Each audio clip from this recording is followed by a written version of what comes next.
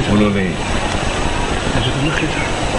صدر مناظر اور اس کے حوالہ سے کچھ نہ کچھ باتیں ارشاد فرما دی ہیں. مناظرہ شروع ہوا تو انہوں نے شروع ہوتے ہی جناب ولادت مبارکہ کے متعلق حوالے دینے شروع کر دیے کہ جی قل بفضل اللہ وبرحمتہ فبذلک فلیفرحوا، یا پھر آیت پیش کرنے لگے وَأَمَّا بِنِعْمَةِ رَبِّكَ فَحَدِّثْ، یا پھر پیش کرتے ہیں الا بذکر اللہ تطمئن القلوب. اور بخاری شریف سے ایک دو احادیث پیش کی کہ رسول پاک صلی اللہ علیہ وسلم نے اس میں اپنی منقبت کو بیان کیا تھا.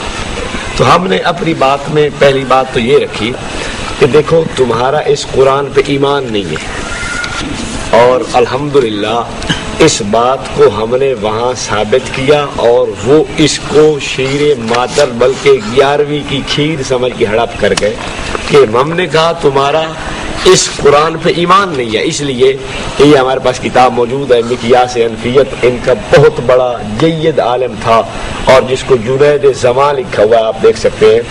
اس نے لکھا ہے حضرت تھانوی کو غلط جملے لکھتا لکھتا کہتا ہے تھانوی صاحب کسی کتے پہ نازل شدہ قرآن پہ ایمان لے آؤ.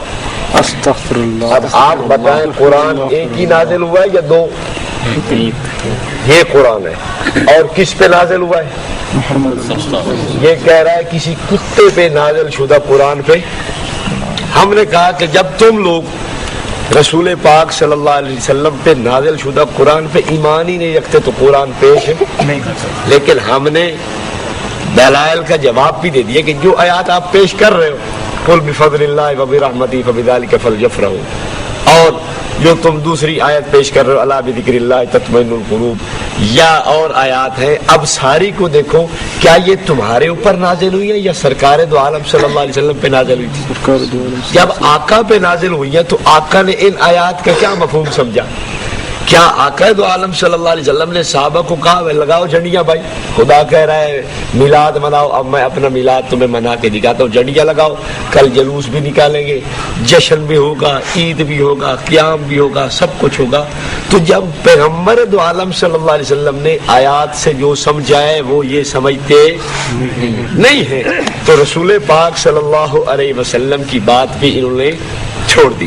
اور دوسری بات ہے ہم نے کہا دیکھیں قرآن پاک میں کئی جگہ ایسی آیات کھڑی ہیں جس کے اندر یہ مختلف جگہ پر فضل کا لفظ بھی ہے اور رحمت کا لفظ بھی ہے. مثلا وہ ہم آیات آپ کے سامنے دکھا دیتے ہیں. ہم نے ان کو 2-3 آیاتیں پڑھ کے سنائی. دیکھیے فانقلبوا بنعمت من اللہ وفضل، نعمت کا لفظ بھی ہے اور فضل کا لفظ بھی ہے. قرآن کہہ رہا ہے صحابہ تم جب غزوہ سے لوٹو گے تو اللہ کی نعمت اور فضل کے جو انہوں نے آیتیں پیش کی تھی اس میں بھی نعمت اور فضل کا لفظ تھا. قل بفضل اللہ وبرحمتہ، رحمت اور فضل کا لفظ تھا. تو ہم نے کہا کہ یہاں بھی خداوند ذوالجلال کے فضل کا لفظ ہے. اگر وہاں تم اس طرح عید مناتے ہو تو جب صحابہ لوٹے تھے تو اس وقت کی جو بات ہو رہی ہے وہاں کیوں نہیں عید مناتے؟ جب غزوے سے لوٹے ہیں فاتح بن کے تو عید تو تمہیں منانی چاہیے. اچھا دوسری بات دیکھیے قرآن میں ہے للہ الامر من قبل ومن بعد ویومئذ یفرح المؤمنون، جب روم والے فاتح ہوں گے تو اس وقت مسلمان خوشیاں منائیں گے. اب ہم یہ سوچتے ہیں کہ صحابہ نے خوشی منائی ہوگی یا نہ ہوگی؟ ضرور خوش ہوئے ہوں گے صحابہ. کیا صحابہ ان کی طرح خوش ہوئے یا ہماری طرح خوش ہوئے؟ ہماری. تو معلوم یہ ہو گیا کہ خوش ہونے کی ترتیب وہی ہے جو صحابہ کی تھی. آج کے کسی ملا کی بات کا اعتبار نہیں. بھائی دلی طور پہ خوشی ہے، چہرہ کھل جاتا ہے آدمی کا. ایک آدمی کا بیٹا پیدا ہوتا ہے، وہ گزر رہا ہے، اس کی خوشی آپ اس کے چہرے سے دیکھ لیں گے. ضروری ہے کہ جب تک وہ جھنڈیاں نہ لگائے، جب تک وہ جلوس نہ نکالے، جب تک کہ وہ جشن نہ منائے اس وقت تک خوشی نہیں ہوتی. ہم کہتے ہیں ویسے خوش ہو وہ جیسے صحابہ خوش ہوتے تھے. یہ کہتے ہیں نہیں ویسے ہم نے خوش ہونا جیسے ہم خود خوش ہوتے ہیں. اصل میں وجہ پتہ کیا ہے؟ یہ احمد رضا کو نبیوں سے بھی بڑھ کے معصوم سمجھتے ہیں. میں آگے حوالہ اس پہ دکھاتا ہوں.